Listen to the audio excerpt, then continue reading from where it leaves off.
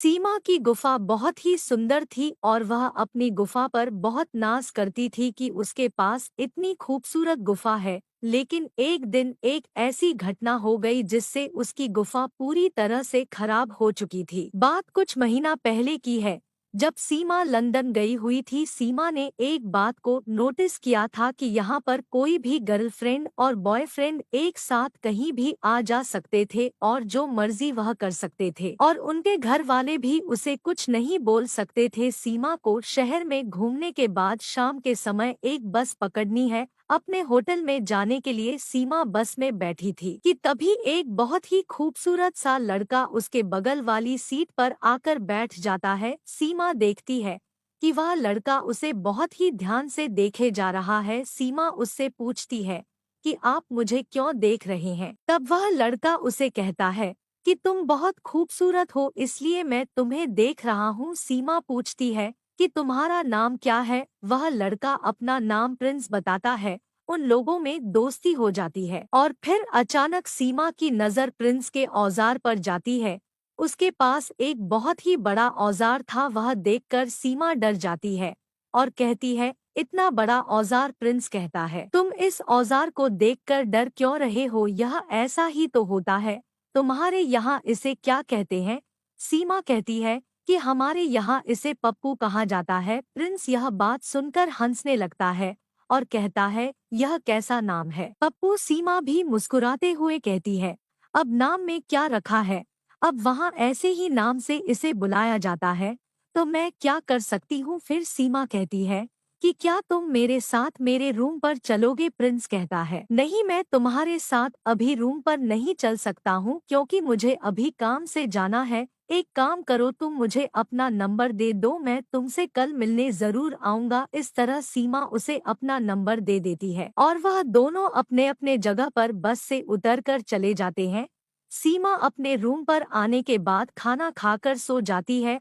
अभी सीमा सो ही रही थी कि इसके मोबाइल में एक फोटो आता है। वह मोबाइल खोलकर देखती है तो वह प्रिंस का मैसेज होता है और वह फोटो पप्पू का होता है। पप्पू बहुत ही खूबसूरत लग रहा था, देखने में बहुत ही आकर्षक था। सीमा उसे देखते ही रह गई थी। फिर सीमा सोचती है कि वह जो अपने गुफा पर बहुत नाज करती है उसे प्रिंस को एक बार दिखा देना चाहिए। इसलिए वह अपना गुफा निकालती है और उसका एक तस्वीर प्रिंस के व्हाट्सएप पर सेंड कर देती है। प्रिंस के पास जब गुफा का तस्वीर जाता है तो वह बहुत ही खुश जाता है क्योंकि ऐसा गुफा तो प्रिंस अपनी जिंदगी में नहीं देखा था। करीब सुबह के 7 बज रहे थे जब सीमा गहरी नींद में सो रही थी। तब अचानक उसका फोन बजने लगता है। नींद से उठकर वह फोन उठाती है तो देखती है कि प्रिंस का फोन आया है।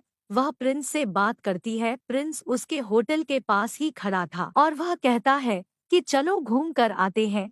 सीमा कहती है कि अभी इस वक्त तुम मुझे कहाँ ले जाओगे? प्रिंस कहता है कि मैं तुम्हें अपने घर पर ले जाना चाहता हूँ, मैं तुम्हें अपना एक शानदार सा घर दिखाना चाहता हूँ। सीमा फ्रेश होकर प्रिंस के साथ उसके घर की ओर निकल पड़ती है। प्रिंस का घर देखने में वाकई बहुत ही खूबसूरत था। वह दिन भर बातें करते हैं और फिर प्रिंस अपने दिल की बात उससे कह देता है। प्रिंस कहता है कि मैं जानता हूँ कि तुम अपना गुफा लेकर आई होगी, क्या तुम मुझे एक बार उसे गुफा को दिखाओगी? सीमा कहती है, जरूर दिखाऊंगी, लेकिन तुम्हें भी वादा करना होगा कि तुम भी अपने पप्पू को दिखाओगे। वह दोनों एक दूसरे के समाज को देखते हैं और देखने के बाद प्रिंस के मुंह से एक बात निकलता है, सीमा क्या तुम मेरे साथ घोड़ सवारी करना चाहती हो? सीमा यह बात सुनकर कहती है, हाँ चाहती तो हूँ, लेकिन आज तक मैंने कभी भी किसी के साथ घोड़ सवारी नहीं की हूँ। प्रिंस कहता है, कोई बात नहीं, मैं तुम्हें सिखा दूंगा। और फिर प्रिंस बहुत तेज तेज घर सवारी करना शुरू कर देता है। प्रिंस इतना जोर जोर करता है